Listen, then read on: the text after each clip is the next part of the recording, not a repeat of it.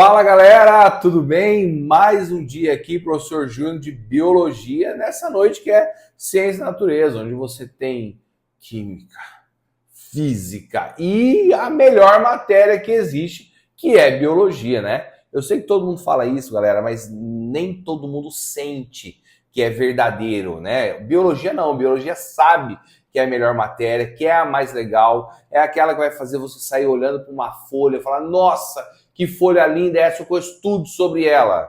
Legal ou não? Ah, claro que é. Bom, estamos aqui hoje, nessa noite, para corrigir aí com vocês esse simulado que vocês fizeram durante a semana, né? Lembrando que a minha sequência aqui de questões não necessariamente é a sequência de vocês, tá?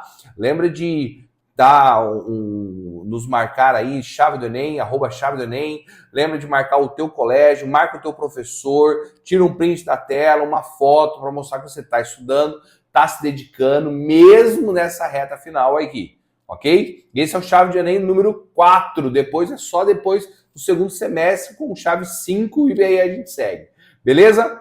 Vamos lá então, e a gente vai estar falando hoje de vegetais hoje, a gente vai estar falando de vegetais.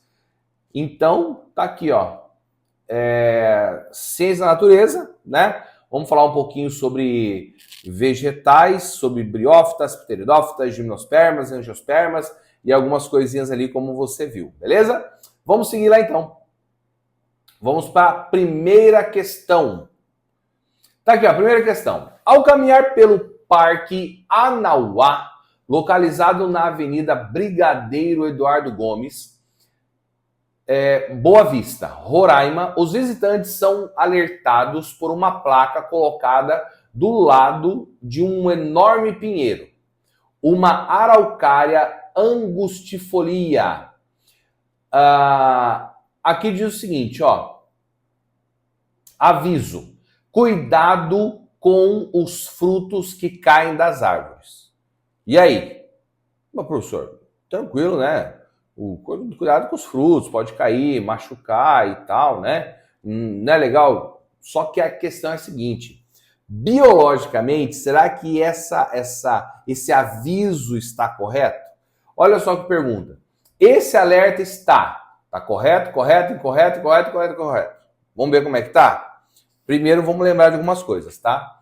Isso daqui seria uma floresta de semelhantes às araucárias, são gimnospermas também, tá?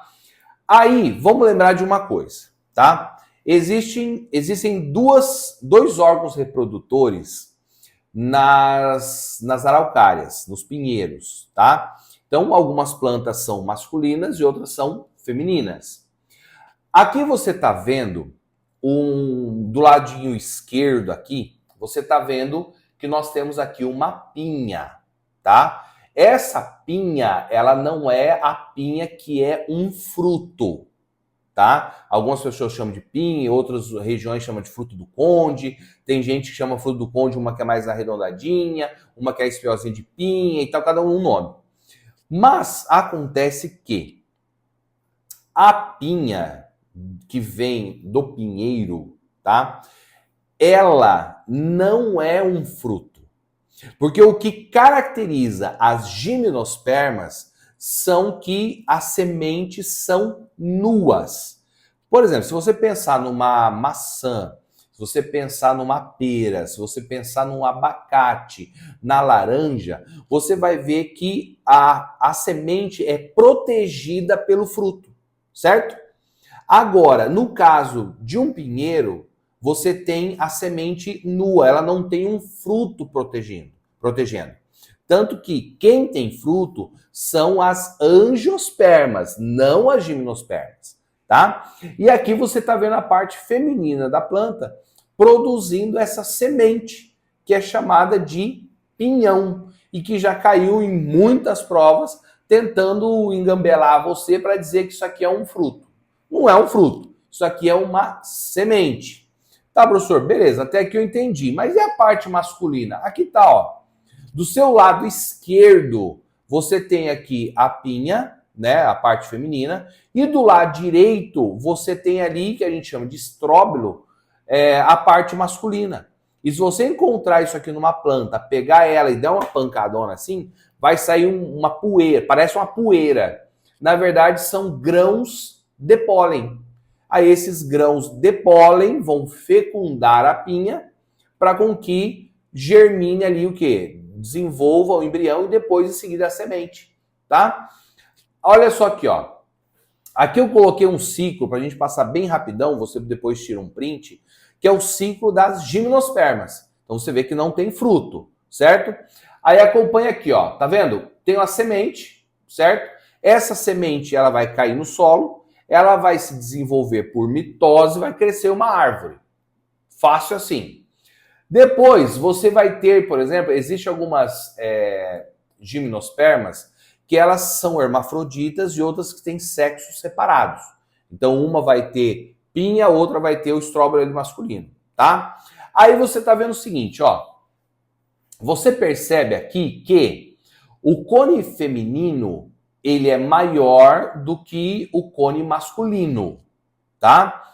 E aqui, essa estrutura aqui, que é o óvulo imaturo, é chamado de megaesporângio e aqui microesporângio. Então, o que você tem diferente? Pensa assim, ó, a parte fêmea é maior, tá? Então pensa assim, ó, as mulheres a gente tem que reconhecer, valorizá-las, tudo mais, porque são rainhas, são maiores que nós. Pensa dessa forma. E nós somos só aquele cone esquisitinho, feinho ali, tá? Então, megaesporângio se refere à parte feminina e micro se refere à parte masculina, tá? Então tá aqui. Aí, em seguida, essas duas estruturas, tanto o megaesporângio como o microesporângio, eles vão fazer o quê? Vão realizar a meiose para a produção tanto do óvulo como também do grão de pólen. O grão de pólen, gente, ele é a parte masculina. Se a gente fosse fazer uma analogia, o grão de pólen seria como o espermatozoide, tá? E cada grão de pólen tem o seu formato específico. Então não tem como eu colocar um grão de pólen de um maracujazeiro numa sequoia, entendeu? Então cada um vai ter o seu encaixe ali perfeito. Assim como acontece nos animais, seres humanos e tudo mais. E aí a fecundação, então, do grão de pólen com o óvulo, e aí você tem a formação da semente. Então a semente nada mais é do que a união de grão de pólen e óvulo, certo? O embrião humano é a união do espermatozoide com o óvulo. Aqui, grão de pólen e óvulo forma a semente. Simples assim. Então, vamos lá. O alerta está correto? É um fruto? Não. Então a gente já descarta a letra A e a letra B. Ok? Vamos para a letra C. Incorreto. Uma vez que o que cai das árvores são os pinhões. Bom, até aqui tá certo. Sementes desenvolvidas nos megaesporângios que constituem os frutos. Ixi, tá certo isso? É fruto? A gente tem fruto? Falou que não era fruto, agora é fruto. Não, então já tá errado. Letra C, incorreta. Até a gente concordou. Uma vez que o que cai das árvores são os pinhões. Correto também. Sementes desenvolvidas nos megaesporângios. Simples assim. Então, já sabemos que é a questão correta, né? A gente fala incorreta, é a questão que você deveria assinalar, né? Isso. E a letra E, por que está errado, professor? Incorreto, uma vez que o que cai das árvores são os peões. Até aí está correto. Sementes desenvolvidas nos microesporângios. Não. O microesporângio vai formar o grão de pólen. O megaesporângio que vai formar o óvulo e ali vão ser desenvolvidos. Tá bom? Então, de boa essa daqui, dá para você lembrar muito bem. Pinhão é uma semente, não é fruto, tá bom? Vamos lá. O próximo aqui. São exemplos de briófitas, pteridófitas e gimnospermas, respectivamente. Então, aqui, ó, musgo, xaxim, hepática ou antócero é briófita. Orquídea, soja, samambaia ou araucária, ela é pteridófita. O ipê, feijão, avenca, secóia são gimnospermas? Então, e aí, o que que é? Tá? Então, vamos tentar dar uma analisada nisso aí. Olha só aqui, ó. Aqui eu tenho, por exemplo, uma briófita. A briófita, gente, o que que vai caracterizar ela? Ela não tem um vaso de condução de seiva. Por quê? Porque elas são pequenininhas e a difusão já é o suficiente para realizar ali o transporte de água e sais minerais, tá? Então você vai ter ali um rizóide, um filóide, um cauloide, isso que você vai ter. E aqui você tem, por exemplo, um exemplo disso. A gente tem os musgos, né? A gente tem essas hepáticas aqui, ó, que elas são bem pequenininhas, né? Então, quando você tem uma briófita muito grandona, ela tem ali 2 centímetros e alguma coisa, certo? Agora aqui, nós temos, por exemplo, uma pteridófita. Então, a pteridófita, dentro da... Claro que você sabe que nós somos confessionais criacionistas, mas dentro da ideia evolucionista, que é o que vai acabar caindo uma prova sua de Enem, de vestibular e tal, um ramo mais evolucionista, acredita-se que a pteridófita veio depois, tá? Então é o seguinte, ó, a pteridófita, você lembra de samambaia, essa do meio aqui são as avencas. E aí o que ela tem de diferencial? Você percebe que nas folhas dela tem essas estruturas aí que são escurinhas aí, que são chamadas de soros, que nada mais é do que um local onde vai ter os esporos. Os esporos não são sementes. Por quê? Porque semente é quando junta grão de pólen e óvulo. Aqui não são sementes. São elas que vão cair no solo e formar uma planta assexuada, de forma assexuada, para em seguida ela começar a ter a sua reprodução. E aí é o seguinte, essas plantas elas são hermafroditas, né? E no caso as briófitas elas têm a parte macha e fêmea, né? E aí outra coisa interessante, a briófita não tinha vaso condutor de seiva, a pteridófita já tem. Então o tamanho maior, há necessidade dessa produção, né, de seiva para poder ser transportada ali, tá? Ok, então vamos ver aqui quais seriam então. Musgo, xaxim, hepática, antócio. Qual seria dessas? Gente, olha só. Aqui encaixa perfeitamente nos critérios que eu acabei de apresentar, seria a letra C. Então, a hepática, elas são briófitas, assim como o musgo, você encontra em lugares mais úmidos. Porque assim, ó, a samambaia e as hepáticas, que são os musgos e tudo mais, elas são plantas que necessitam obrigatoriamente de água para elas poderem se reproduzir. Então, se não tiver água, ela não se reproduz. Mas, professor, por quê? Porque você tem estruturas masculinas, que são os anterozoides, para unir o óvulo e formar a parte restante da planta, precisa de água. Por isso que elas precisam ser regadas, por isso que os musgos ficam em lugares úmidos, próximos à cachoeira, a um rio, a um lago, alguma coisa assim, tá bom? Aí a sequoia, um dos maiores exemplos de gimnospermas, pelo tamanho que é extremamente conhecida e não produção de fruto, tá bom? Vamos seguir, vamos para a próxima aqui.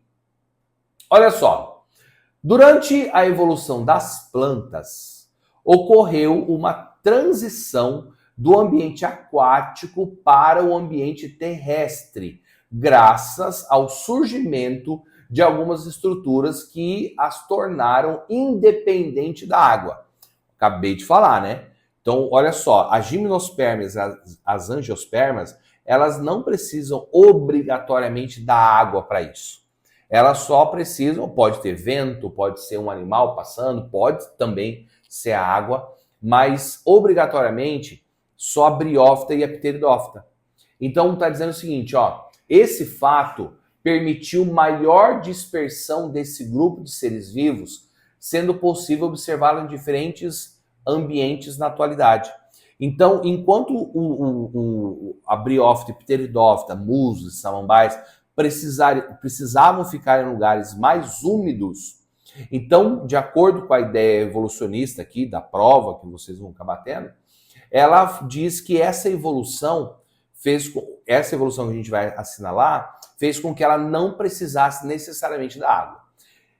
E essa diferenciação, gente, é esse bendito aqui, ó, aqui no meio, ó, tubo polínico. Tá vendo aqui, ó? Aqui nós temos o ovário, tá?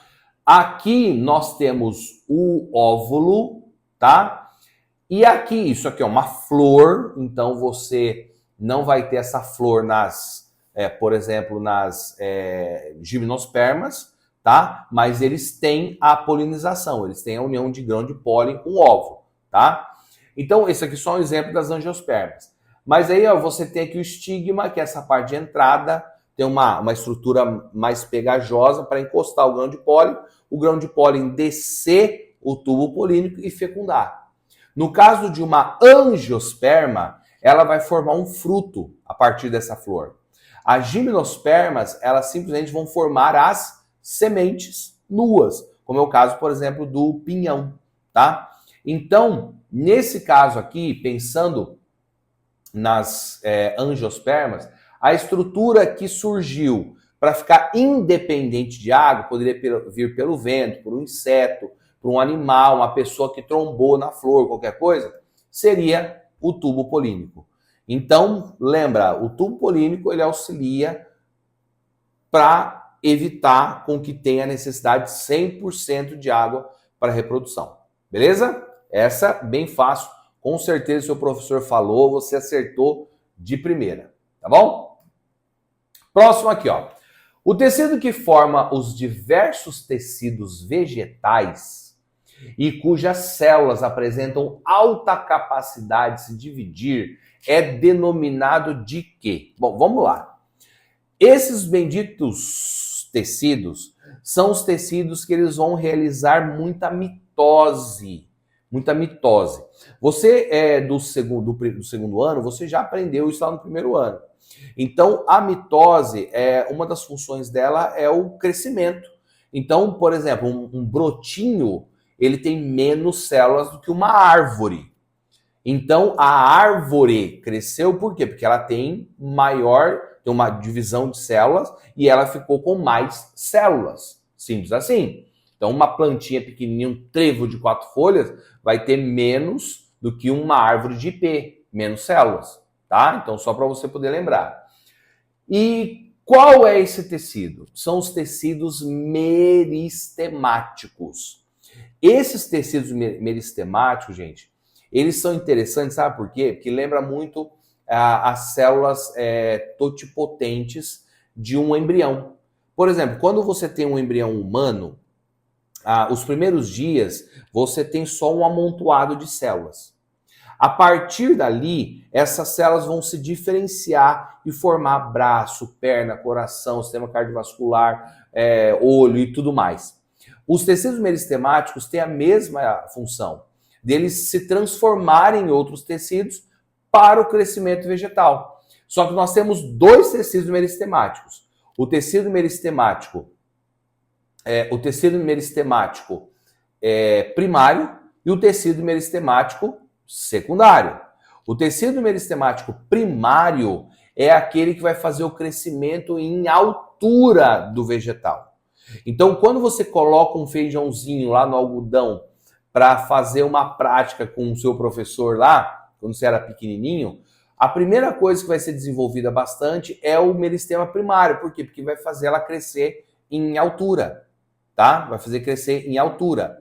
Agora, o meristema secundário é quando ele vai fazer o crescimento em largura, tá?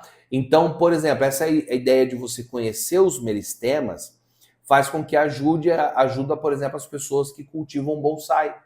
Porque o bonsai é uma árvore que ela precisa crescer mais em largura do que em altura.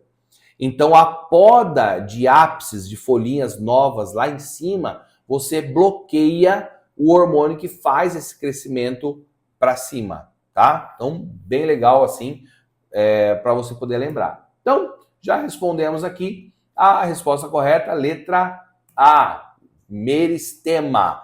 O professor, mas o que seria o colênquima e o parênquima?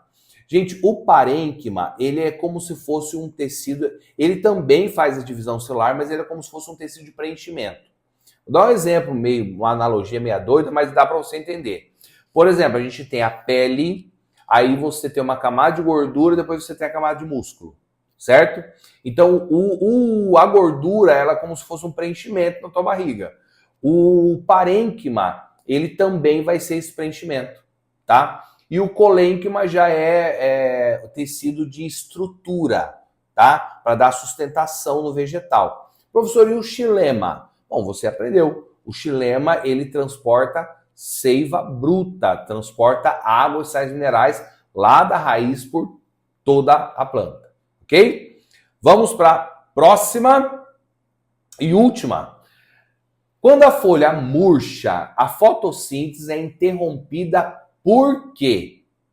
Por que a fotossíntese é interrompida? Olha só, gente. Esse daqui é uma estrutura dos vegetais, são chamados de estômatos. Tá vendo? Aqui você tá vendo, ó, o ostíolo, que é essa abertura bem no meio aqui.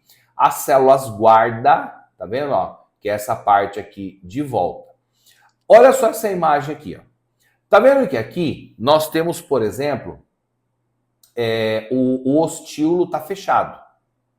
Tá fechado. E aqui tá fechado. Então aqui, ó, ele tá aberto e aqui ele tá aberto. Então, o que muda ele tá fechado ou aberto? É assim, gente. A planta, ela também transpira. Então, ela também precisa de oxigênio. Ah, professor, mas não é ela que produz o oxigênio, mas ela é uma célula viva. Ela também tem mitocôndrias, ela também precisa de oxigênio, tá? Então, o oxigênio vai fazer o quê? Vai entrar. Quando ela precisar mandar gás carbônico fora, manda pelo ostíolo ali, manda pelo estômago fora. Quando ela precisa absorver gás carbônico, também entra por ali. Tá, professor, mas por que o ostíolo fecha, afinal de contas? Gente, é o seguinte, o ostíolo vai fechar quando você tiver algumas coisas que fazem não produzir a fotossíntese. Exemplo, faltou água, escassez de água, não está chovendo.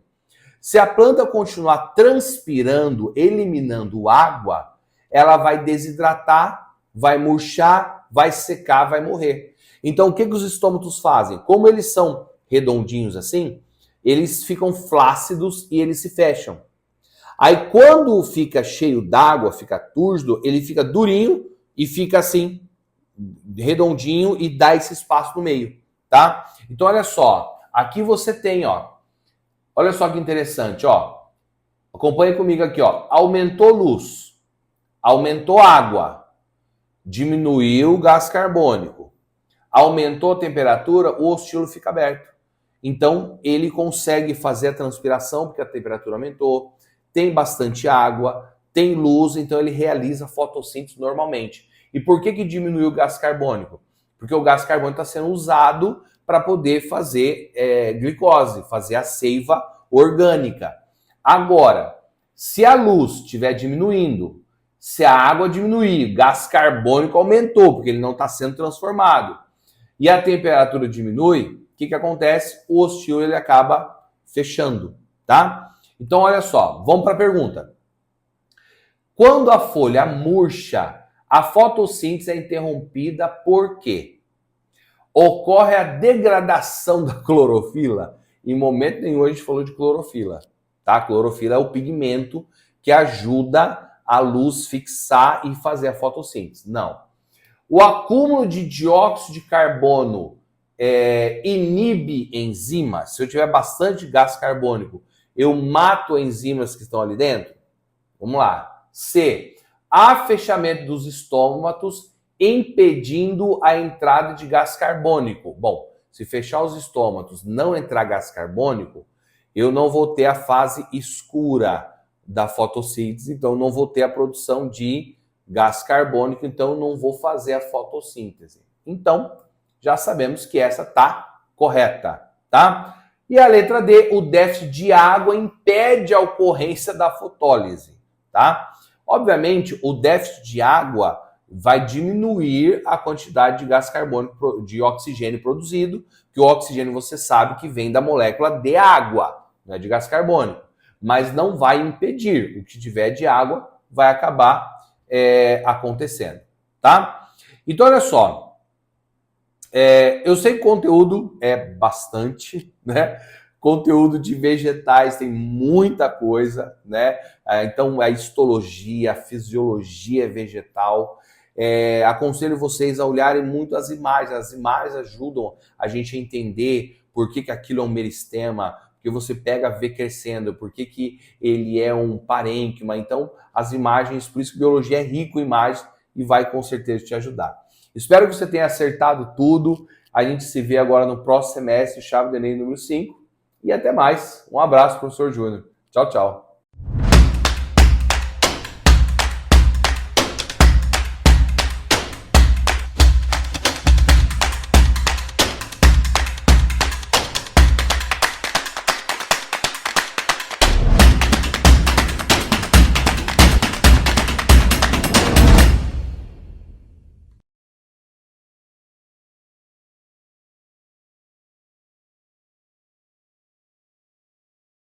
Fala galera, que alegria estar aqui com você mais uma vez, que bom nós estarmos juntos, não é verdade? Para juntos nós aqui estudarmos, aprendermos um pouco mais.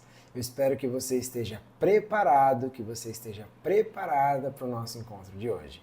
Que você já tenha separado aí o seu suquinho, a sua pipoca, porque hoje a gente tem bastante coisa interessante para ver junto, um conteúdo muito curioso que às vezes até tangencia aí a área da filosofia e a nossa percepção de mundo. Como é que nós enxergamos o mundo que está ao nosso redor, que está à nossa volta. Professor, mas que área curiosa é essa? Do que nós vamos falar hoje? Vem comigo, vamos juntos, porque hoje nós vamos falar a respeito de introdução à ótica. Ótica é a área da física que estuda os fenômenos que acontecem com a luz, que a luz proporciona para nós. Existem vários fenômenos muito curiosos a respeito da percepção da luz e de como nós percebemos o mundo que nos cerca. Eu espero que você já tenha tirado aí a sua foto do seu local de estudo, de onde você está acompanhando a gente, já tenha publicado lá nos seus stories e tenha marcado o @chave do Enem para a gente interagir por lá, porque vai ser muito legal ver essa interação por lá também. Não fez ainda? Aproveita, faz agora. Já posta lá, tira uma foto aqui junto comigo, pode ser? Eu faço uma pose aqui, a gente já tira uma foto junto. Vamos lá? Boa, tirou aí o seu print, fez junto comigo? Maravilha! Então vamos juntos, pessoal. Vamos lá, porque agora nós temos aqui alguns conceitos muito curiosos para a gente conversar. Nossa primeira questão de hoje. Informações digitais, ou seja, dados, são gravados em discos ópticos, como CD e DVD, na forma de cavidades microscópicas, ou seja, buraquinhos minúsculos. A gravação e a leitura óptica dessas informações são realizadas por um laser, que é uma fonte de luz monocromática. Quanto menores as dimensões dessas cavidades, mais dados são armazenados na mesma área do disco. Observa só essa informação, que informação importante. Quanto menores as dimensões dessas cavidades, mais dados são armazenados na mesma área do disco. O fator limitante para a leitura de dados é o espalhamento da luz pelo efeito de difração, fenômeno que ocorre quando a luz atravessa um obstáculo com dimensões comparáveis ao seu comprimento de onda. Essa limitação motivou o desenvolvimento de lasers com emissão em menores comprimentos de onda, possibilitando armazenar e ler dados em cavidades cada vez menores. O que ele disse até aqui pra gente? Ele diz que para armazenar dados em uma mídia, tipo um DVD, um CD, né? Você tem ali inúmeras cavidades, inúmeros buraquinhos que serão percorridos, que serão lidos, né, por um laser, por uma luz. E essa luz, ela é uma onda, ela é uma oscilação, então ela tem uma determinada frequência ali dela, né? Ela tem um determinado tamanho. Essas oscilações, então, elas têm um determinado tamanho. Você pode pensar numa onda, por exemplo, como a onda do mar. A onda do mar, ela também é uma onda. Só que ela é uma onda que acontece na matéria, ela acontece na água, por exemplo. Mas o formato da onda, aquela aquela ideia, né, da ondinha é mais ou menos a mesma coisa que vai acontecer para a luz. Só que a luz ela não acontece na matéria, elas são oscilações, são ondulações no campo elétrico e no campo magnético. Então a gente, via de regra, não consegue ver essas oscilações, exceto em alguns casos que a gente já vai discutir já já. Bom, então esse laser, esse tamanho dessa onda, ele tem que ser pequeno o suficiente para que ela consiga percorrer essa cavidade do CD, esse buraco. Então, quanto menor for a cavidade, menor também deve ser o tamanho, o comprimento da onda que vai percorrer, que vai varrer essas cavidades. Basicamente é isso que ele está dizendo aqui para gente. Aí vem a pergunta: em qual região espectral? Região espectral? Que raio é isso, professor? Se situa o comprimento de onda do laser que otimiza o armazenamento e a leitura de dados em discos de uma mesma área? Vamos lá, vamos por partes. Comprimento de onda é a mesma coisa que nós queremos dizer o tamanho da onda. Então ele está perguntando para a gente aí, qual a região do espectro onde está o tamanho dessa onda. Mas o que é isso, professor? Bom, para você entender isso, primeiro a gente precisa discutir a ideia de espectro. O que é espectro? Então, ao longo da história e com o passar dos anos, nós fomos descobrindo que existiam diversos tipos diferentes de ondas eletromagnéticas, também chamadas de radiações, porque elas irradiam de algum lugar. E elas têm propriedades diferentes entre elas. Umas dá para a gente usar para algumas coisas, outras a gente usa para outras. E o que vai definir essas propriedades delas são basicamente duas coisas: a frequência e o comprimento de onda.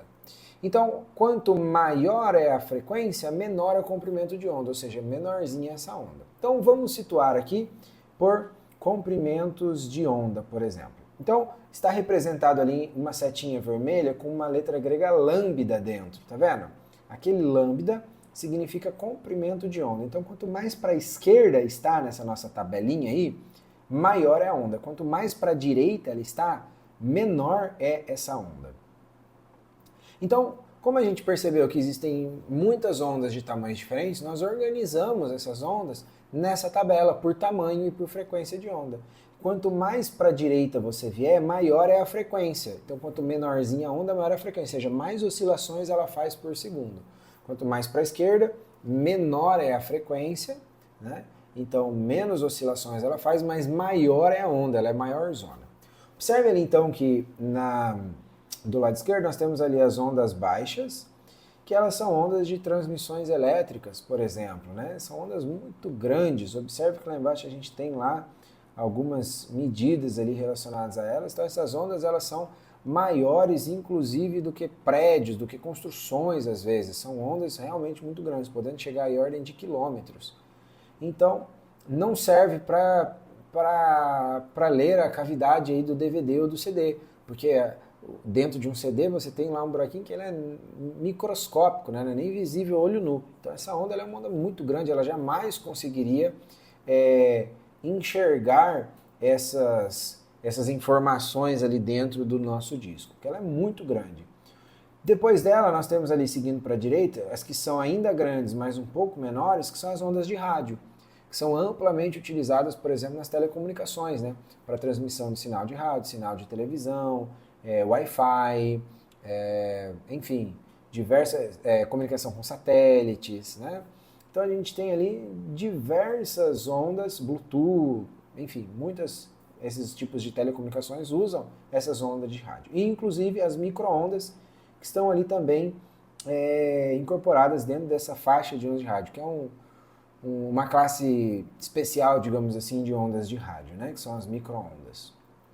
Mas observe que todas elas ainda são ondas grandes, elas não são ondas pequenas, tá?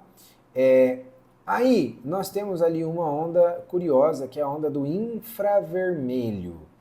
Infravermelho são ondas que estão próximas do vermelho. Como assim, professor, próxima do vermelho? Bom, é porque a luz, as cores que nós enxergamos, elas nada mais são do que reflexos de luzes específicas. Então a luz que sai para a gente das fontes, como lâmpadas, o sol, as fontes normais, elas têm ondas de diferentes tamanhos. E o nosso olho interpreta essas ondas de diferentes tamanhos como cores diferentes. O nosso cérebro cria códigos para essas luzes de tamanhos diferentes. E esses códigos são as cores que nós enxergamos. Algumas pessoas, inclusive, podem ter aí algumas diferenças no seu sistema de captação e interpretação visual, e elas não enxergam as mesmas quantidades de cores que outras pessoas, né? São conhecidos talvez como daltônicos, aqueles que não conseguem enxergar certas tonalidades ou certas cores, por falta de estruturas de bastonetes ou de cones oculares. E tem também aquelas pessoas que nascem com uma síndrome ainda mais rara, que é a tetracromia, que ela consegue inclusive enxergar cores extras, né, e codificar cores extras, que a maioria das pessoas não consegue enxergar. Então nós temos aí o infravermelho, que ela é um tamanho de onda que ele está quase entrando nesse espectro visível, ou seja, nesse pedaço desses tamanhos de onda que o nosso olho consegue captar e codificar. Mas ela ainda não é visível, então ela é infravermelho. E aí depois do infravermelho, que é a que transmite, por exemplo, especialmente o calor, né? Por isso nós temos termômetro infravermelho, óculos de visão noturna no infravermelho e tal. Mas depois dela nós temos ali então as ondas visíveis, olha lá, o vermelho, o laranja, o amarelo, o verde, o azul, o anil, o violeta, que compõem ali pra gente as luzes cores, o cor-luz, né? E dentro desse pedacinho aí de luz visível é que nós temos a parte dos lasers. Os lasers, então, eles se situam aí nesse pedaço. Então nós estamos procurando entre essas cores, entre essas luzes cores, qual delas tem o menor tamanho possível. Observe que a maior delas é o vermelho, quanto mais para a direita a gente vem no espectro, menorzinho é a nossa luz. E, portanto, a que tem a menor luz ali, o menor tamanho de comprimento de onda, é o violeta para a gente dentro do espectro visível. Portanto, temos ali violeta, azul, verde, vermelho, infravermelho. A menorzinha delas é o violeta. Portanto, a melhor dessas que estão aí para a gente, para nós conseguirmos fazer a leitura do nosso CD ou do nosso DVD, seria aí o laser na faixa do violeta.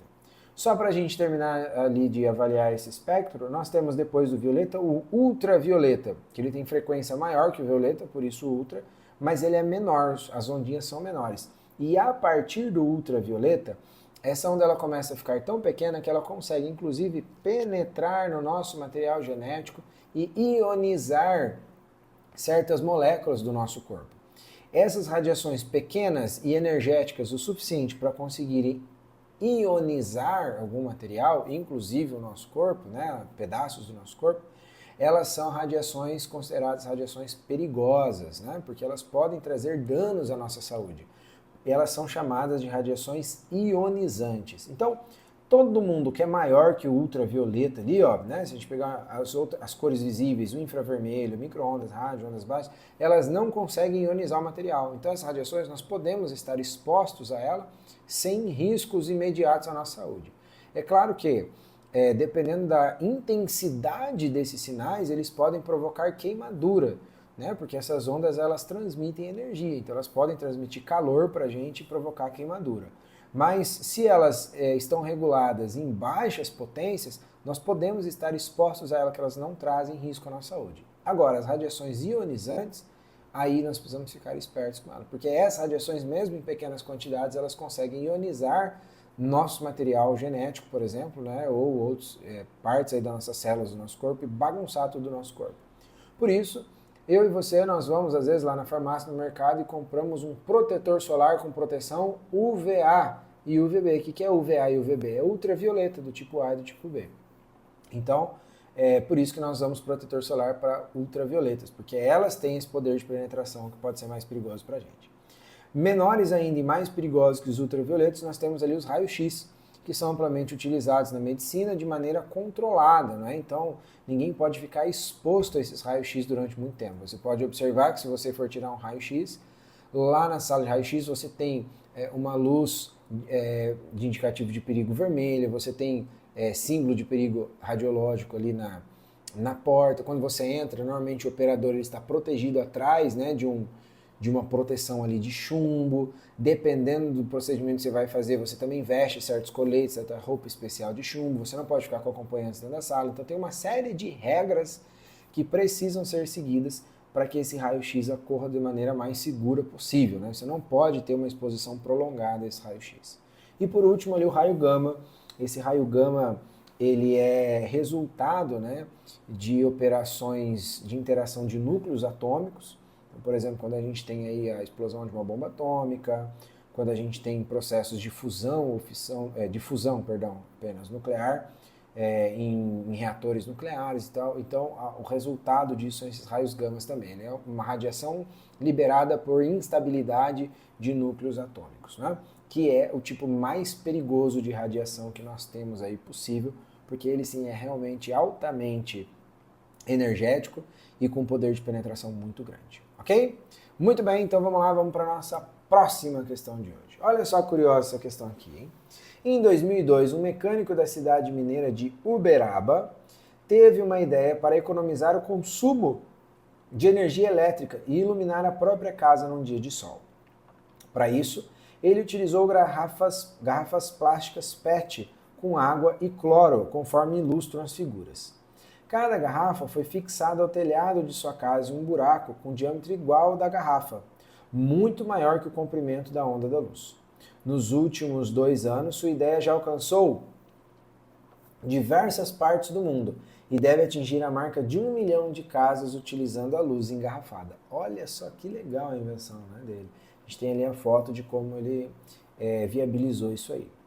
Que fenômeno óptico explica o funcionamento da luz engarrafada? Então, nós temos alguns fenômenos que podem acontecer. Vou conversar aqui com vocês dos 3 principais fenômenos que podem acontecer. Aliás, vou conversar dos que estão ali nas alternativas também, tem mais alguns ali. Quando a luz ela interage com algum objeto, então imagine aí a luz saindo de uma fonte qualquer que está emitindo, ela pode encontrar algum objeto. Por exemplo, se ela encontra um vidro transparente, essa luz ela vai simplesmente atravessar o vidro. Não é? Então ela está se propagando pelo ar e em determinado momento ela encontra na frente dela um outro material que é o vidro. Então ela troca o meio de propagação dela do ar para o vidro. Claro, posteriormente ela vai sair de dentro do vidro e voltar para o ar lá no outro lado, mas ela troca o meio de propagação dela do ar para o vidro. Essa troca de meio de propagação, esse fenômeno de troca, acontece algumas coisas interessantes. Por exemplo, a luz ela sofre um desvio, dependendo do ângulo que ela incide nessa superfície. Então, pelo princípio, existe um princípio, que é o princípio de propagação retilínea da luz, que diz que a luz ela sempre viaja em linha reta. Entretanto, quando ela troca o meio de propagação dela, ela pode também alterar essa direção para onde ela está indo, tá bom? Então ela faz essa troca. Segunda coisa curiosa é que os meios oferecem diferentes resistências para a luz se propagar neles. Então essa luz ela também muda a velocidade de propagação dela dependendo do meio onde ela está, ok? Esse fenômeno de troca de lugar onde a luz está se propagando, com mudança na direção e mudança na velocidade, ele é chamado de refração. Então, refração é a luz trocando o meio de onde ela está se propagando. Mas se essa luz ela encontra, por exemplo, um espelho, uma superfície espelhada, ela não consegue trocar o meio de propagação dela, né? Ela não passa por essa superfície espelhada. Porque a superfície espelhada ela tem a capacidade de devolver a luz para o meio onde ela veio. Então a luz bate na superfície e volta. Esse luz bater e voltar, esse fenômeno é chamado de reflexão. Reflexão realmente de refletir, né? De vir bater e voltar para onde ela veio. Então, já temos aqui 2 fenômenos. Refração, quando ela troca o meio de propagação, reflexão, quando ela bate e volta. E o terceiro, é o que pode acontecer também, é essa luz bater no material e esse material não permitir nem que ela atravesse, né? Que troque o meio, e nem que ela seja refletida. Ele absorve, ele captura essa luz. E ele energiza ali as moléculas dele por conta da absorção dessa luz. Um aquecedor solar, por exemplo, faz isso, né? Ele pega a luz que está vindo do sol, a radiação que está vindo do sol, e ele captura essa luz. Ele usa a energia dela para energizar aquilo que tem nele ali, no caso a água, né? Então nós temos um fenômeno de absorção da luz. Observe que ali nas nossas alternativas ainda aparecem outras. Nós temos lá na E refração, na D reflexão, na B absorção, mas ainda apareceram ali difração e polarização. Esses outros 2 fenômenos, eles também são fenômenos bastante curiosos, simples também. A difração ela nada mais é do que a capacidade da luz. Bom, a gente pode entender a difração de algumas formas. Uma delas é a capacidade da luz de contornar objetos. Então, por exemplo, se você pega um determinado objeto e você coloca uma fonte de luz atrás dele, você vai ver que ele produz sombra, mas essa luz ela também consegue contornar esse objeto e produzir regiões claras do outro lado desse objeto. Ele não fica numa sombra completa, né, do outro lado. Uma outra maneira da gente perceber isso é, por exemplo, o vão de uma porta. Se você observar a luz que sai de um vão de uma porta, você tem um ambiente iluminado de um lado e um ambiente escuro do outro. Se você observar pelo vão da porta, por exemplo, a parte de baixo da porta, você vai perceber que a luz ela passa por baixo dessa porta e ela não caminha só por baixo, ela se espalha após passar pelo vão da porta. Ela ilumina diversas direções. Esse espalhar-se, ele também é um fenômeno da difração. E é justamente por espalhar-se que a luz ela consegue contornar objetos e produzir regiões claras do outro lado desses objetos também. Não só uma sombra completa, né? Então esse fenômeno da luz atravessar pequenos orifícios e conseguir se espalhar depois, ele é chamado de difração. E por último ali nós temos a polarização. A polarização é o seguinte: quando uma fonte emite uma luz, dificilmente ela vai emitir luz em um único comprimento de onda, em uma única frequência. Ela vai emitir diversos tipos diferentes de luz, em diversos tamanhos diferentes, ou seja, diversos comprimentos de onda diferentes e realizando diversas frequências diferentes.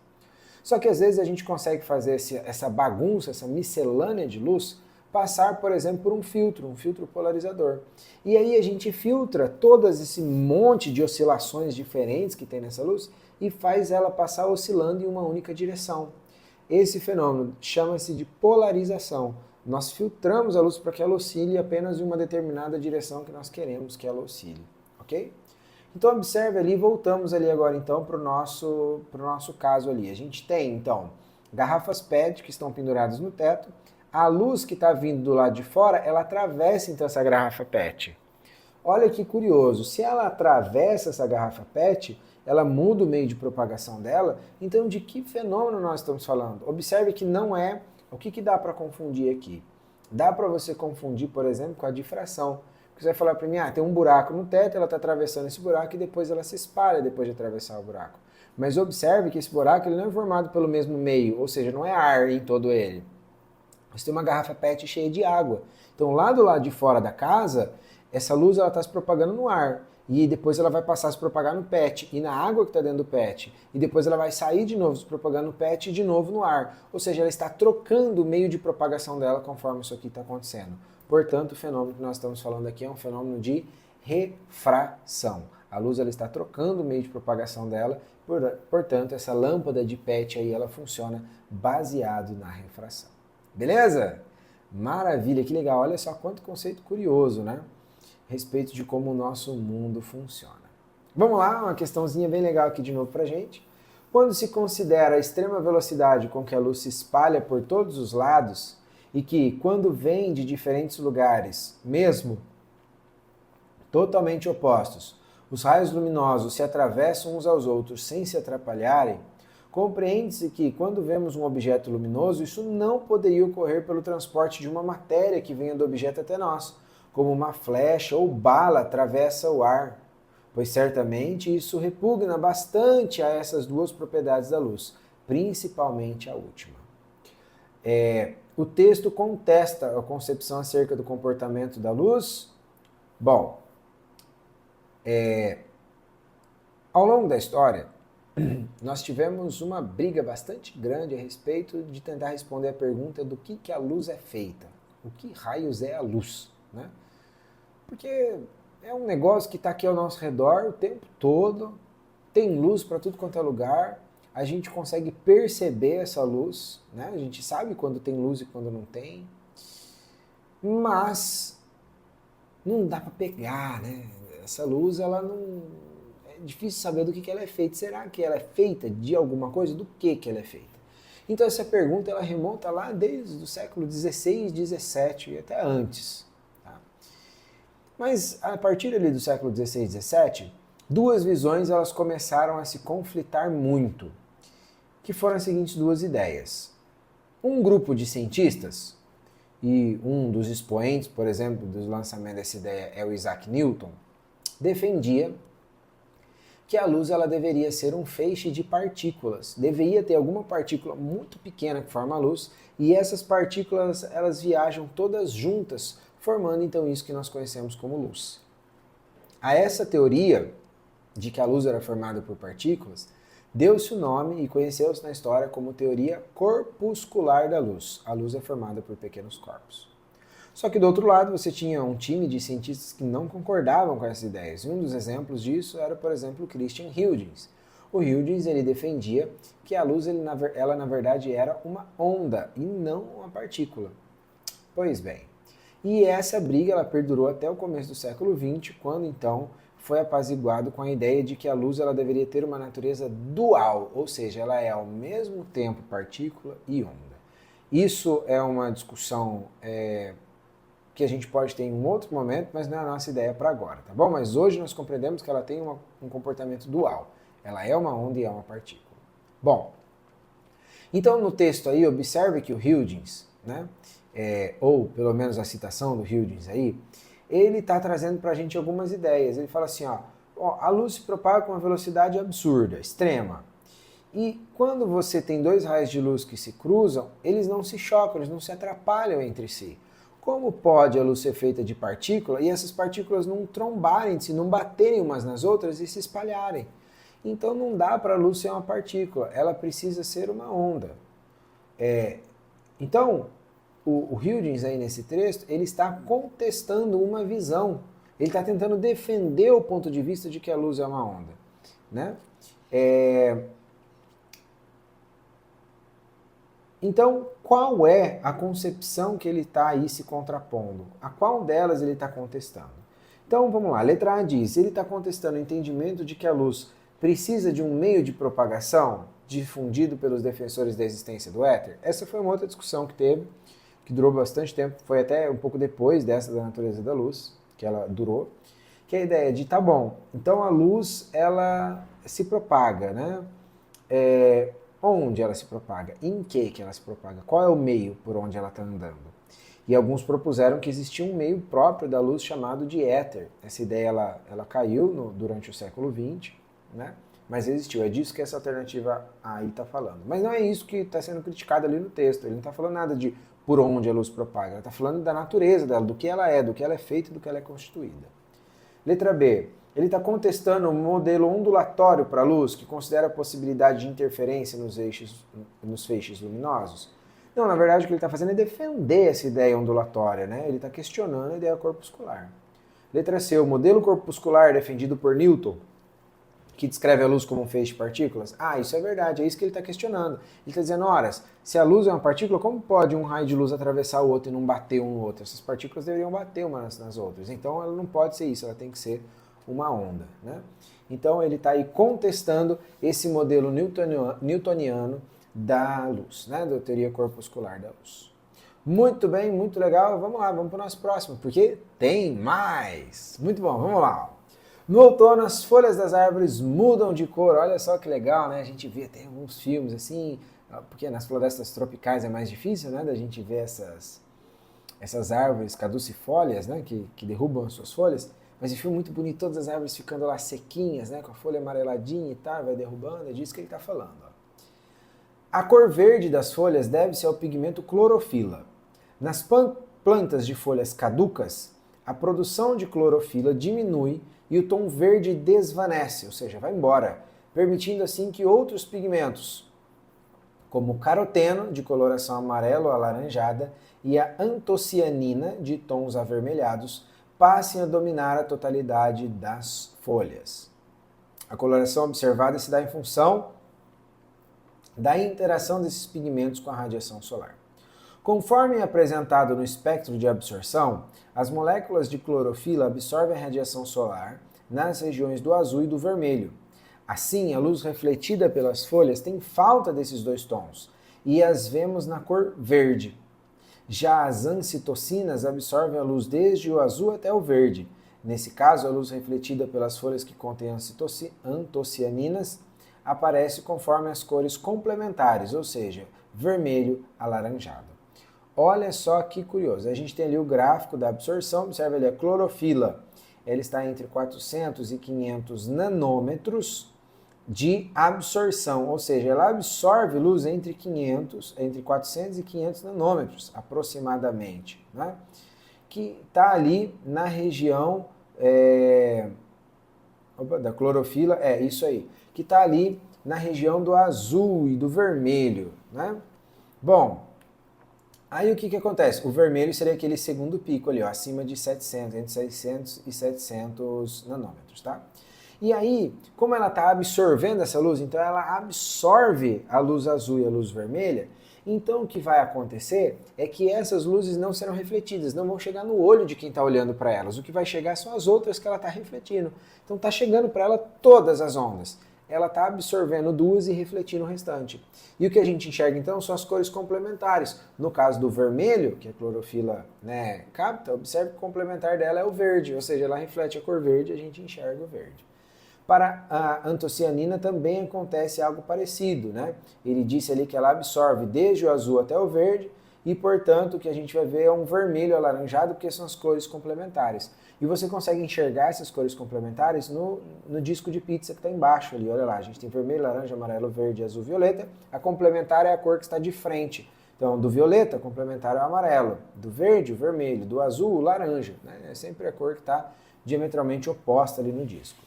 Aí vem a pergunta, em qual faixa do espectro visível os carotenos absorvem majoritariamente? Bom, se a gente olhar lá no texto, você vai perceber que lá em cima ele está falando assim, ó, permitindo assim que outros pigmentos como o caroteno de coloração amarelo alaranjado. Então, amarelo alaranjado é a cor que nós estamos enxergando, ou seja, é a cor que ele está refletindo. Portanto, se ele está refletindo amarelo e laranja, ele está absorvendo as cores complementares. Aí você olha no gráfico lá embaixo, lá na pizza. Quem é o complementar do laranja? Ah, é o azul. Quem é o complementar do amarelo? É o violeta, é o que está de frente para ele. Então, se o caroteno está emitindo laranja e amarelo, significa que ele está absorvendo violeta e azul. Portanto, isso nos leva à alternativa letra A. Muito bem, alternativa letra A. Olha só, questãozinha legal para a gente pensar um pouquinho nessa dinâmica, né? É curioso a gente pensar que aquilo que a gente enxerga dos materiais, na verdade, é aquilo que os materiais estão descartando, é aquilo que eles estão refletindo, né? O que eles estão absorvendo não chega para a gente, portanto, a gente não consegue enxergar o que eles absorvem. Muito bem. Nossa próxima questão aqui diz o seguinte. Algumas crianças, ao brincarem de esconde-esconde, tapam os olhos com as mãos, assim, acreditando que ao adotarem tal procedimento não poderão ser vistas. Essa percepção da criança contraria o conhecimento científico, porque para serem vistos os objetos, bom, a gente já conversou que esses objetos precisam refletir a luz e essa luz precisa chegar nos nossos olhos para a gente conseguir perceber. Então eles refletem partículas de luz. Essas partículas de luz, elas são chamadas hoje em dia de fótons, né? Então observe que a letra B diz que elas geram partículas de luz. Não, só fontes luminosas podem gerar isso aí. São atingidos por partículas de luz. Não, os objetos eles são atingidos, mas isso não garante a nossa visão. O nosso olho precisa receber para a gente ver. Eles refletem partículas de luz na letra D, beleza? É uma possibilidade. E letra E, são atingidos pelas partículas de luz emitidas pelos olhos. Não, nosso olho não está emitindo nada para a gente enxergar as outras coisas. Então, temos ali duas possibilidades, a A e a D. Bom, então, o que acontece é que o objeto ele reflete, né, esses fótons, essa luz, que chega no nosso olho e o nosso olho simplesmente capta. Observe que na letra D diz que se chocam com os fótons emitidos pelos olhos. Não, isso não é verdade. A luz ela não tem essa capacidade de ficar se chocando assim uma com a outra, né? Na verdade, a luz bate um objeto, o objeto reflete parte dessa luz que chega no nosso olho e aí a gente vai codificar então essa luz que está chegando. Portanto, a alternativa correta é a letra A, tá bom? Não dá certo essa ideia aí da criança. Beleza? Bom, maravilha! Que bom que você ficou comigo até esse momento. Eu gostaria de te dizer que foi uma alegria muito grande passar esse semestre aqui todo com vocês e nós podemos estudar e aprender um pouco mais juntos. Eu espero que você descanse bastante, tenha uma férias bastante abençoada e a gente se vê de volta no próximo semestre. Volte bem, volte animado, porque a gente ainda tem muita coisa para ver esse ano, beleza? Eu espero vocês e até lá. Um beijo, tchau!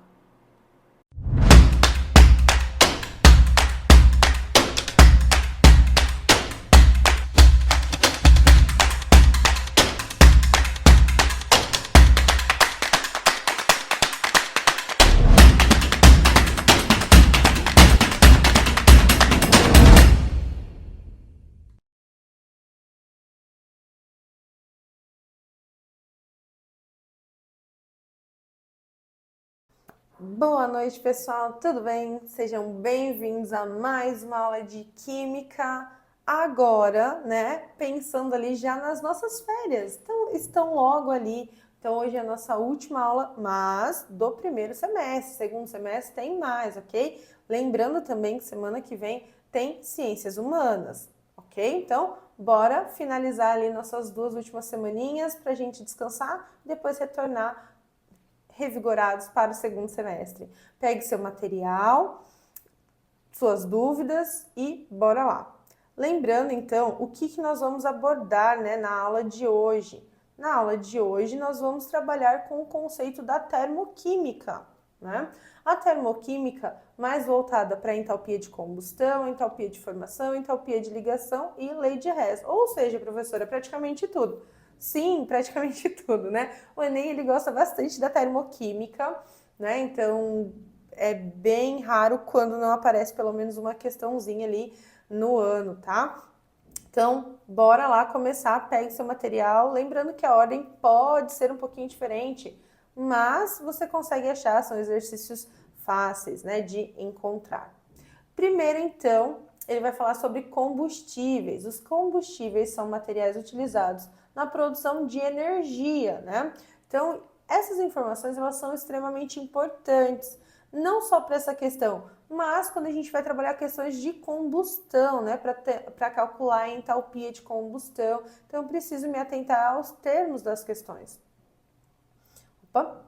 Dependendo da sua composição, podem produzir diferentes substâncias. Por exemplo, numa queima completa, o hidrogênio se transforma em água e o carbono em dióxido de carbono. O quadro apresenta as entalpias de combustão de alguns combustíveis nas condições padrão, certo? Então, na condição padrão, que é quando ele foi formado ali por meio de substâncias simples. Então, se você olhar todos os valores de todas as entalpias que estão no quadro, já que nós estamos falando de entalpia de combustão, carregam o sinal negativo. Por quê? Porque ele está liberando energia, certo? Quando ele libera energia para o meio, que é um processo exotérmico ou exotérmico, né? Você vai ter aqui o que? Esse saldo negativo, porque ele está tirando aquela energia do sistema e jogando ele para a vizinhança, certo? Visando a redução de impacto ambiental, qual dos combustíveis listados, carbono, etino, propano, butano, libera maior quantidade de energia, produzindo menos dióxido de carbono? Para resolver essa questão, então, o que eu tenho que fazer? Eu preciso montar a equação de combustão de cada uma das substâncias. Então, uma equação de queima, né? Combustível, comburente e o produto dessa queima. Então, primeiro nós temos ali o carbono. O carbono, ele vai, né? É o combustível, ele vai interagir com o comburente, que é o gás oxigênio, e vai formar o dióxido de carbono, certo? E isso vai liberar uma quantidade de energia que ele colocou no quadro. A segunda substância é o gás etino. O gás etino, ele interage também com o comburente, que é o gás oxigênio, formando dióxido de carbono mais água, né? Porque agora eu já tenho a presença do hidrogênio. Eu preciso me atentar também quando o exercício ele fala de combustão completa e combustão incompleta, ok? Combustão completa sempre vai formar como produto dióxido de carbono, CO2 e água, H2O, ok? Então, essa é a combustão já balanceada do gás etino. Então, olha só que interessante, né? Se você olhar o carbono que ele representa ali, eu tenho um carbono. Um carbono formou um dióxido de carbono. Já no gás etino, eu tenho 2 átomos de carbono formando, né, a molécula. E, consequentemente, ele libera 2 dióxidos de carbono. Vão pegando o raciocínio. Depois, eu tenho o propano. Propano, esse hidrocarboneto, tem 3 átomos de carbono. E quantos dióxidos de carbono ele libera? 3. Então, a quantidade de carbono que eu tenho é a quantidade de dióxido de carbono que eu vou liberar. Claro que a proporção aqui é 1 mol, né, desses combustíveis, né, uma porção só. Se eu tenho, então, o butano, né, o propano e o butano, eles vão formar ali a composição, por exemplo, do gás de cozinha. O butano, ele tem 4 átomos de carbono para formar a molécula do combustível. O Consequentemente, depois da combustão, ele libera 4 moléculas de dióxido de carbono. E o octano, né, tem 8 átomos de carbono ali. O octano ele está presente, né, na gasolina, uma das moléculas que está presente na gasolina. E ele vai liberar 8, né, CO2. Então, olha só, a quantidade de carbono que eu tenho no combustível é a quantidade de carbono que ele vai liberar, né, formando ali o dióxido de carbono, CO2. Então, olhando aqui, todos eles liberam uma quantidade de dióxido de carbono. Mas como que eu vou fazer essa relação com a energia? Então, primeiro, quando a gente olha a equação do carbono, né, da combustão do carbono, eu tenho um carbono formando um dióxido de carbono, então a energia liberada é a energia que ele está liberando na formação de um dióxido de carbono. E é o que o exercício quer. Ele quer saber assim, ó, qual combustível vai liberar mais energia e produzir menos, né, dióxido de carbono. Então, olhando os combustíveis listados aqui, o que libera menos é um. Então, tem que achar qual desses combustíveis, formando 1 mol, vai liberar ali mais energia. Então, o que eu tenho que fazer agora? O carbono já tá no padrão que eu quero. Eu vou fazer o que com o etino? O etino ele não está liberando 2 dióxidos de carbono? Então, eu vou pegar a quantidade que ele libera e vou dividir. Vou pegar a energia que ele libera para os 2, certo? Mols ali de CO2. E vou dividir. Então, se eu pegar 1.300 e dividir por 2, eu sei que cada mol do gás etino vai liberar 650 kJ de energia. Se eu fizer a mesma coisa para o propano, que tem 3 carbonos, então eu vou dividir por 3. Então, quanto que vai liberar para cada molécula de dióxido de carbono formada? Vai liberar 740 kJ. E o butano, vou dividir por 4. E eu vou ter que ele vai liberar 719 kJ para cada dióxido de carbono formado. E o octano, vou pegar aquele valor e vou dividir por 8, porque ele está liberando 8 moléculas de dióxido de carbono. Se eu quero saber para cada quanto que é de cada uma, eu divido por 8.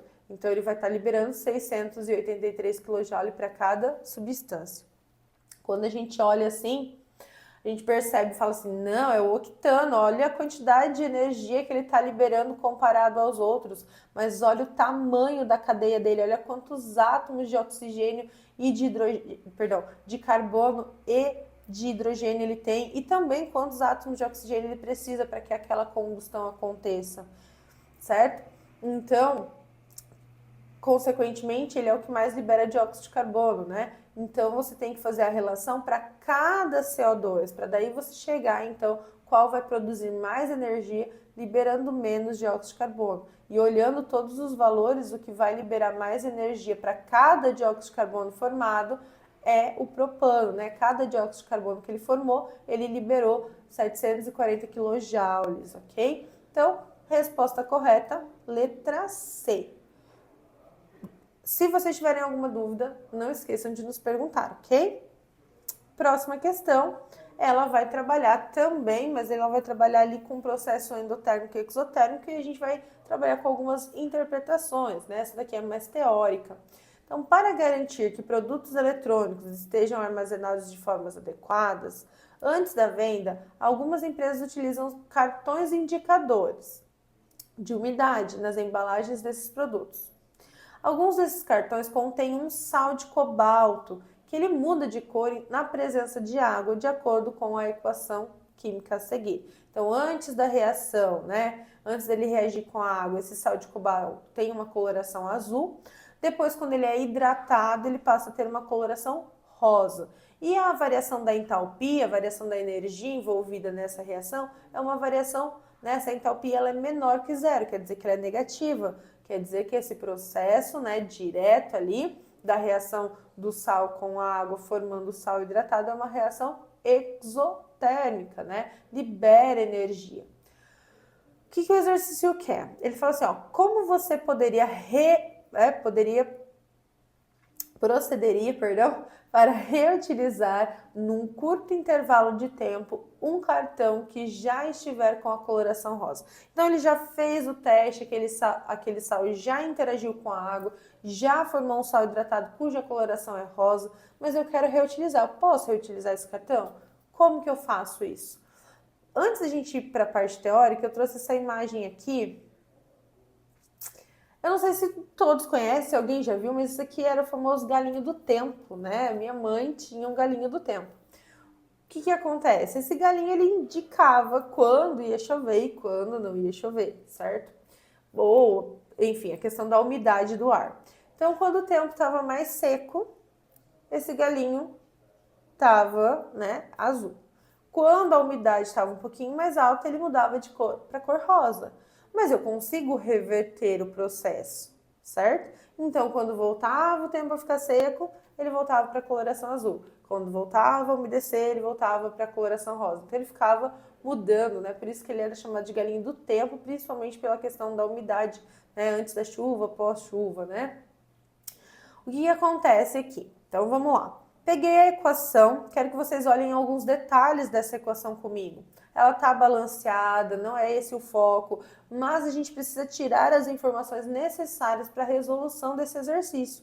Então, olha lá, o sal de cobalto antes da reação apresenta coloração azul. Depois da reação, quando ele tem um pontinho ali, ó, bem em cima do rosa tem um pontinho. Aquele pontinho indica que aquele sal ele está hidratado, quer dizer que ele pegou e absorveu ali, aquelas moléculas de água estão compondo a sua estrutura, não reagiu, mas estão compondo ele, hidratando ele, né? E aí ele fica com os grãos mais grossos, né? Um granulado maior. E o ΔH menor que zero. ΔH menor que zero, então, quer dizer que a reação é exotérmica. Mas eu coloquei uma palavra ali muito importante, reação direta é exotérmica. Por quê? Porque essa setinha que vai, meia seta que vai, a meia seta que volta, ela indica que essa reação aqui é uma reação reversível, eu consigo reverter o processo. Então, o galinho ou o sal, o cartão, ele tá azul, interage com a água, detecta a presença de umidade, fica rosa, mas eu posso fazer ele sair do rosa e voltar a ser azul, eu consigo reverter essa reação. Só que tem um detalhe muito importante. Perdão, gente, a garganta já vai falhando. Tem um detalhe muito importante, que é o processo direto ser exotérmico. Quer dizer que o processo direto, ele libera energia. E isso vai auxiliar a gente na hora de responder essa questão. Como você procederia para reutilizar num curto intervalo de tempo um cartão que já estivesse com a coloração rosa? Então, como que eu faço ele voltar para a coloração azul? Porque daí, se ele volta para o azul, eu consigo reutilizá-lo. Resfriar no congelador? Então, se eu pegar ele e colocar no congelador, ele vai voltar para a coloração azul? Lembra que essa é uma reação exotérmica. O processo de passar do azul para o rosa libera energia. Se eu colocar ele no meio em que tem menos energia, ele vai acabar liberando mais ainda, certo? Vou favorecer esse processo. Então, não é resfriando. Se eu colocar no congelador ainda que tem, né, uma umidade muito alta, piorou, né? Porque a umidade é que vai favorecer ali a formação da coloração rosa. Então, não é colocar no refrigerador, no congelador. Borrifar com spray de água. Ué, mas o azul, ele indica que não tem água. Se eu colocar ali e borrifar água, eu vou estar umedecendo ainda mais aquele cartão. Então, não vou fazer com que ele volte para a coloração azul. Eu vou intensificar a coloração rosa. Então, não é borrifar. C. Envolveria com um papel alumínio. Tá, mas o que eu vou fazer quando eu vou envolver aquele cartão que tá com aquele sal rosa, que ele já tá úmido, que eu vou envolver com papel alumínio? O que vai acontecer? Eu vou fazer com que aquela reação, ou eu vou proteger, deixar ele mais úmido por mais tempo, né? E isso também não vai favorecer o quê? A volta para a coloração azul. Então, já podemos descartar. O que nos sobra são duas alternativas, certo? A, D e a E. Então, D, aqueceria com secador de cabelos ou embrulharia em um guardanapo de papel. Qual das duas alternativas? Se eu colocar com guardanapo de papel, por que ele fala dessa opção? Porque o guardanapo de papel ele é absorvente. Se o sal está úmido, ele quer absorver aquela umidade. Mas qual é a forma mais rápida e mais fácil de absorver ou de tirar essa umidade? Colocar o papel lá e ir trocando o papel até aquilo acontecer. Lembrando que essa é uma propriedade bem microscópica, né? Que a quantidade de água ali não é suficiente para encharcar o papel. Então, ou pegar o secador e aquecer ele, né? Fazendo com que as moléculas de água evaporem e aí eu fique com o sal sem a presença de água que tem a coloração azul. Com certeza é aquecer com o secador de cabelo, certo? Então é a maneira mais fácil, mais rápida para você pegar e poder reutilizar esse cartão, letra D. Beleza? Próxima questão então. Ele fala assim, ó. Antigamente, em lugares com invernos rigorosos, as pessoas acendiam fogueiras dentro de uma sala fechada para se aquecerem do frio. O risco no uso desse recurso ocorria quando as pessoas adormeciam antes de apagarem totalmente a fogueira, o que poderia levá-las a óbito, mesmo sem ocorrência de incêndio. Então, não ocorre incêndio, tá? Mas as pessoas dormiam e poderiam, né, vir a óbito porque eles dormiram antes de apagar de fato aquela fogueira. Então, qual é a causa principal desse risco? Por que eu trouxe essa questão, né? Porque ela vai abordar ali o processo da termoquímica, né? Então vai falar um pouquinho da irradiação e também vai trazer a questão da combustão, né? Porque a gente tem aqui o quê? Um material inflamando, né? Nós temos a madeira, que é o combustível, na presença do oxigênio e com uma energia pegando ali, inflamando, né? Entrando em combustão, queimando. Então, a causa principal para o risco à saúde era por conta da produção da fuligem pela fogueira? O que é essa fuligem, né? Quando a gente olha ali, dependendo do jeito com que a chama, com que a combustão está acontecendo, está faltando combustível, está faltando comburente, o que vai acontecer? Você vai ter ali uma combustão que a gente chama de incompleta. E aí você tem a formação de carbono, aquela fuligem, né? Quando a gente vai apagar a vela com o copo, se você vai aproximando, você vai vendo um resquício ali preto, né? Quando o gás de cozinha está acabando, como que a gente identifica? Porque a chama muda de cor e porque ela começa a deixar resíduos no fundo da panela, que são as fuligens, que nada mais é do que carbono. Então, isso é o principal agravante? Não, né? Não é esse o principal agravante da gente não conseguir ali apagar, porque, ó, é apagar, ela não apagou totalmente a fogueira. Liberação de calor intenso pela fogueira, mas ela já está apagando, certo? O calor é intenso, mas no caso é um calor controlado, porque ele está controlando para manter a família aquecida, ok? Mas não é algo descontrolado, né? Então não chega a ser a liberação de um calor tão intenso pela fogueira.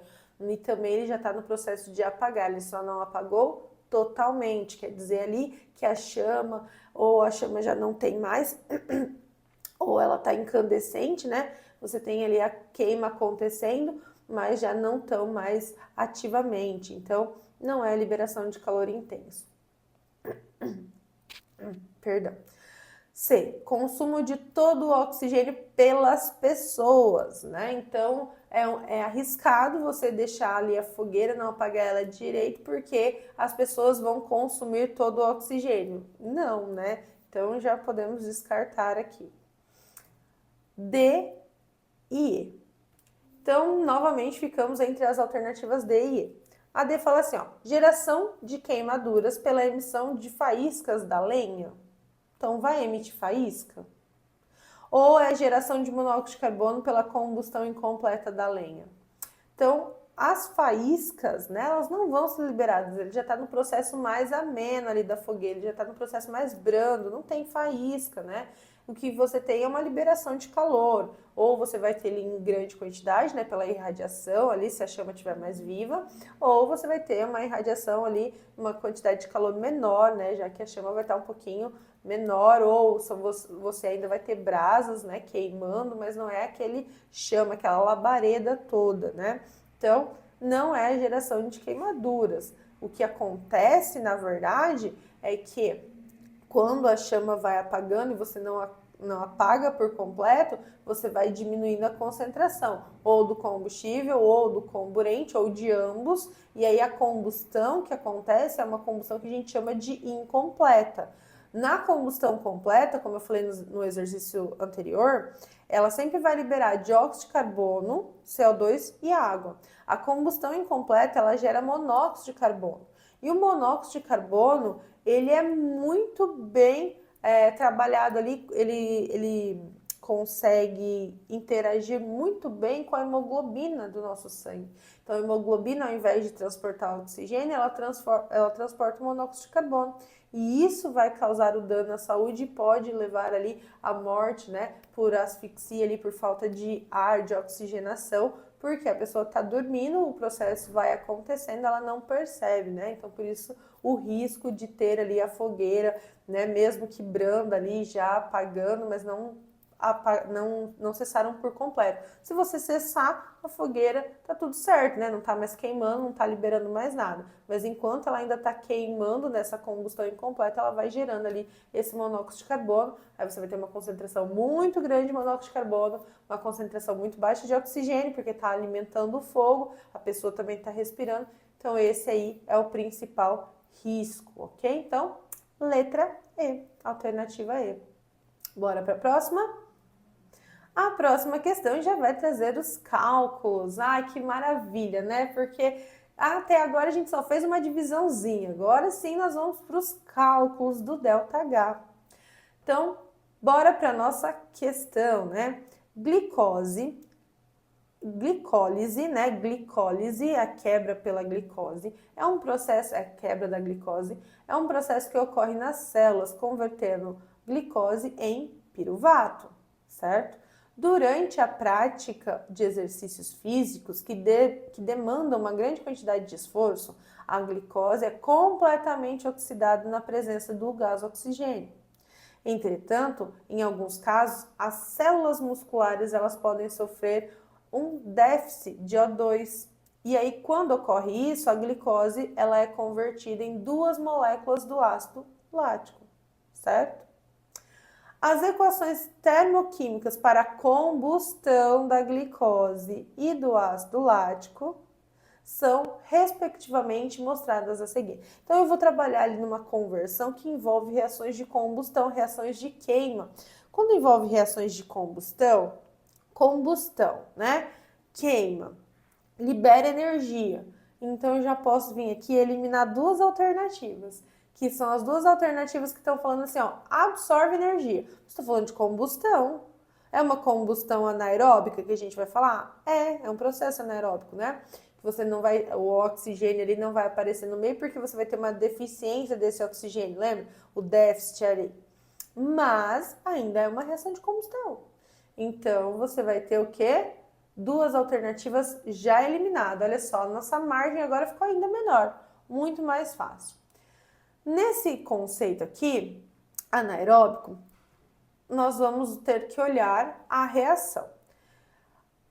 Eu destaquei essa parte porque essa parte é importante. Ó. A glicose deve ser convertida em 2 moléculas do ácido lático. Então, essas 2 ali é muito importante.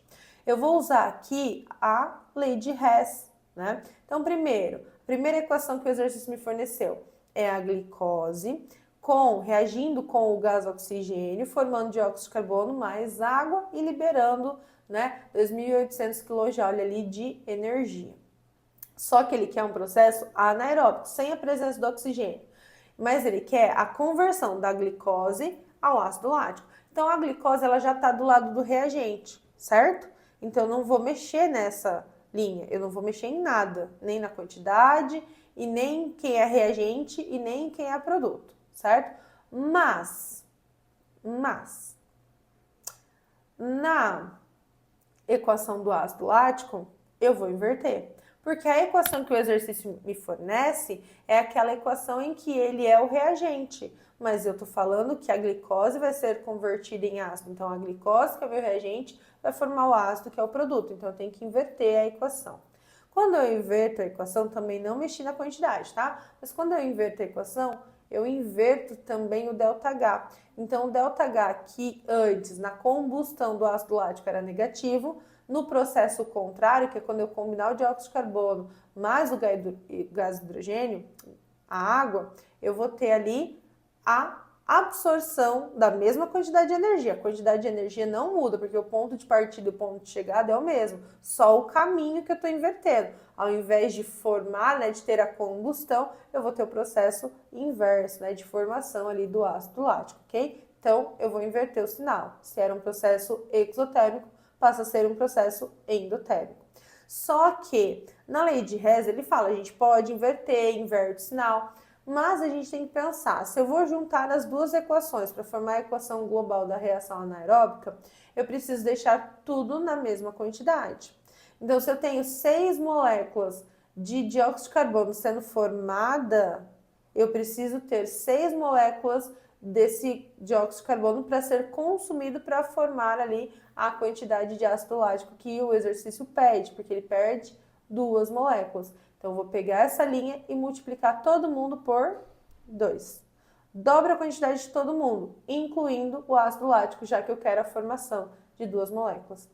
Consequentemente, lei de Hess, se eu dobrei a quantidade, eu dobro a quantidade de energia também absorvida, certo? Então, se ele absorvia 1.344, agora ele absorve, né? Ele precisa absorver para essa produção dessas 2 moléculas do ácido lático, 2.688.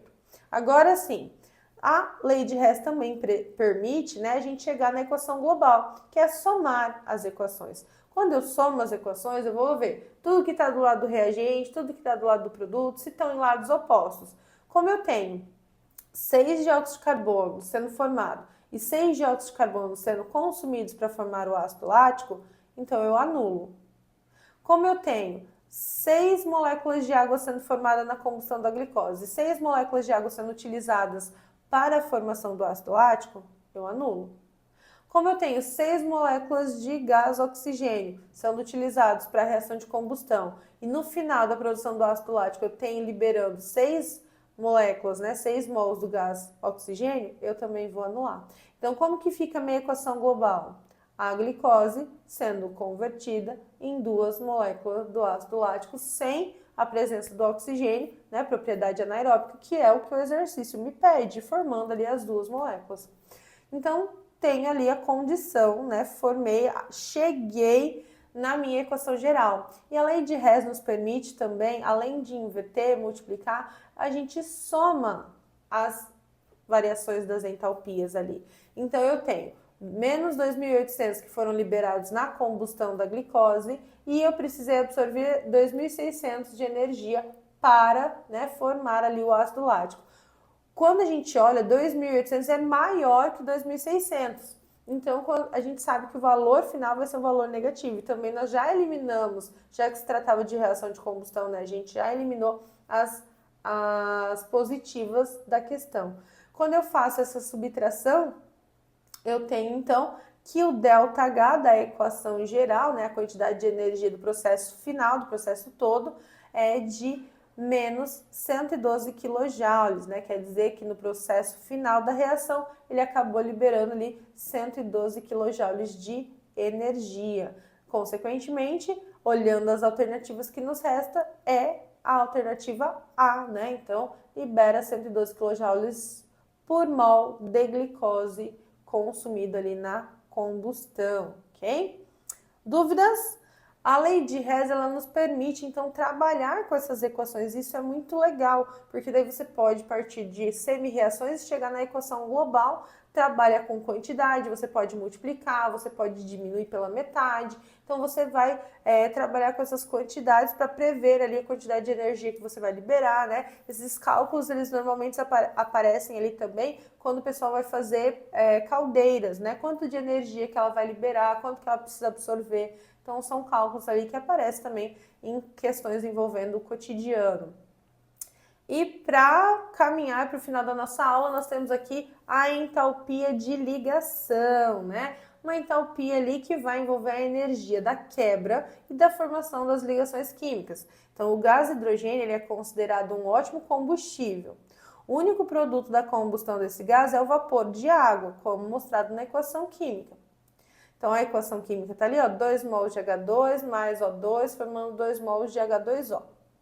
Um cilindro contendo 1 kg de hidrogênio e todo esse gás foi queimado. Então, entrou em combustão essa quantidade aí de hidrogênio. Nessa reação, são rompidas e formadas ligações químicas que envolvem as energias listadas no quadro. Então, quando o exercício ele quer que você siga o caminho do cálculo da entalpia pela entalpia de ligação, ele vai fornecer para vocês, né, as ligações ou a energia envolvida em cada ligação química apresentada. Ele também nos fornece a massa molar, né, já que eu vou trabalhar ali com quilograma do gás hidrogênio, e ele quer saber qual é a variação da entalpia, qual é o ΔH em kJ da reação de combustão do hidrogênio, certo? Se ele está falando que é uma reação de combustão, o que acontece aqui? É liberação de energia. Então, se eu sei que é combustão, olha só, eu eliminando mais duas alternativas aqui que é positiva. Se é combustão, libera, gente, é negativo, esquece as alternativas positivas. Então, isso também já, né, minimiza ali a nossa margem de erros, né, de acertos. Maximiza ali nossa margem de acertos. Bom, o que eu preciso então? Eu tenho lá a equação, só que eu não tenho as ligações. Então, eu vou mostrar aqui, ó. Duas moléculas, né? 2 mols de H2 com 1 mol de O2, formando 2 de H2O. Deixei na forma linear, né? Porque na hora de desenhar é mais fácil. Mas vocês sabem, molécula da água, geometria angular. É só para a gente ver quais as ligações que estão envolvidas. Quando a gente vai calcular o ΔH envolvendo a entalpia de ligação, esse ΔH é a entalpia da quebra mais a entalpia da formação. Mas, professor, o delta é variação final menos inicial, é negativo. Sim, mas quando eu jogar o sinal negativo da formação ali, vai ficar o negativo que a fórmula permite, né? Por conta das regras de sinal, esse é o único ΔH que a gente usa da forma positiva, ok? Porque no final ele vai aparecer ali como negativo, tá? Então, só essa observação. O que eu aconselho? Eu aconselho vocês a desmembrar. Calcular a entalpia da quebra primeiro, calcular a entalpia de formação, depois achar esses valores e aí calcular o ΔH, tá?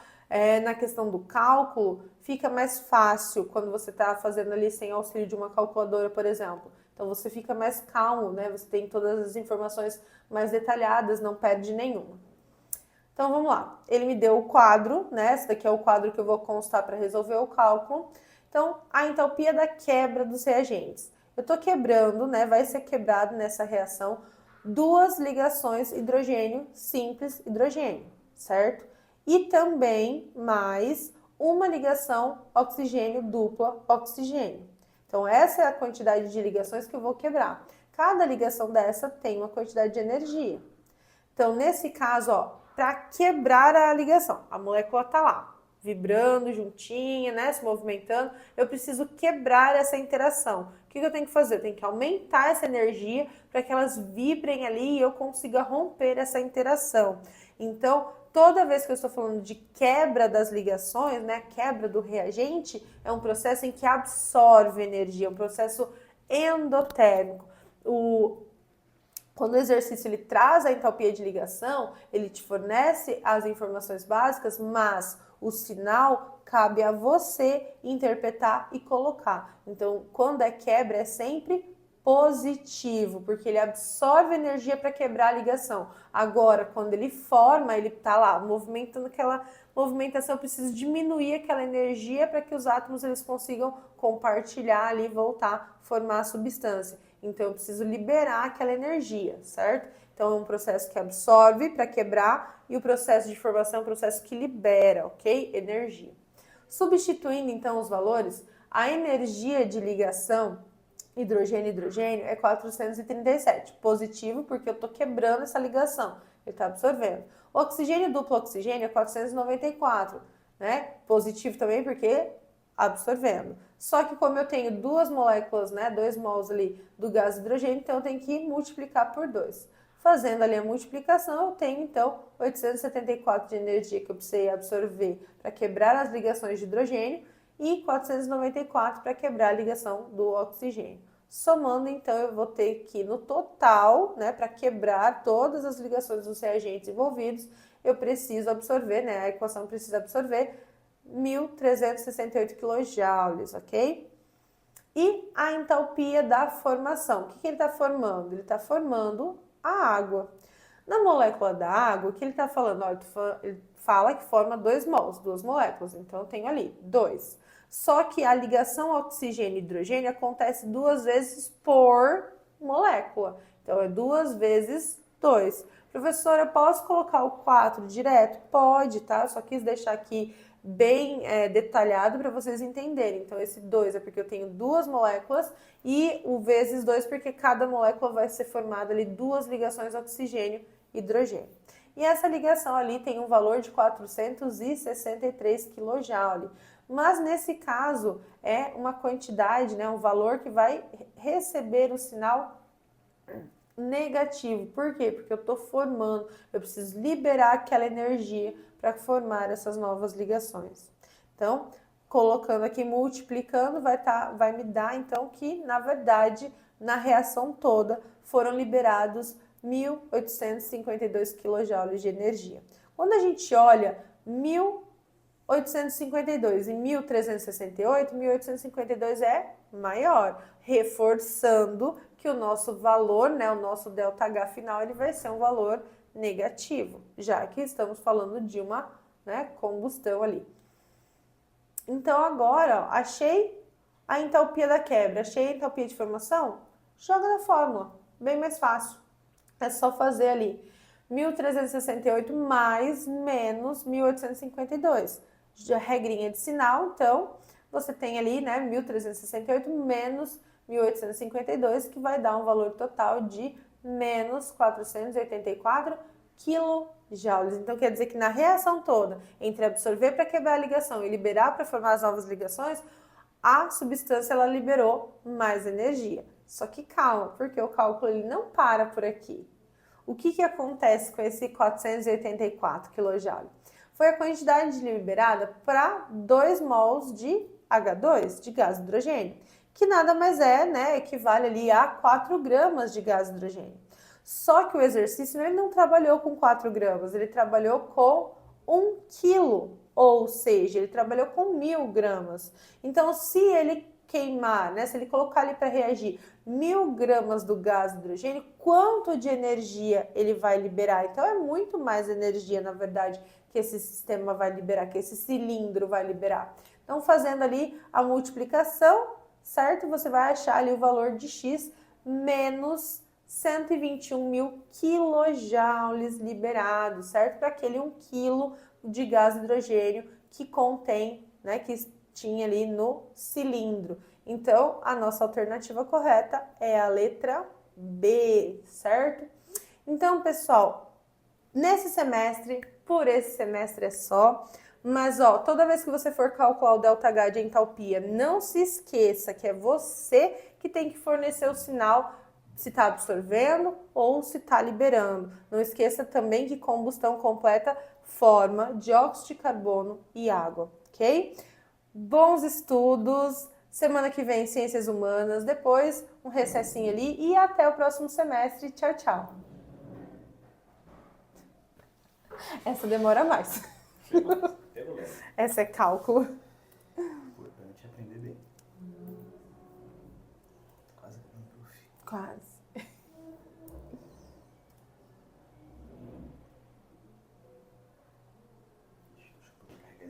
Ah, você quer? Tem, acho que um... Não? Não? Eu tenho Ah. bateria ali. Então tá bom.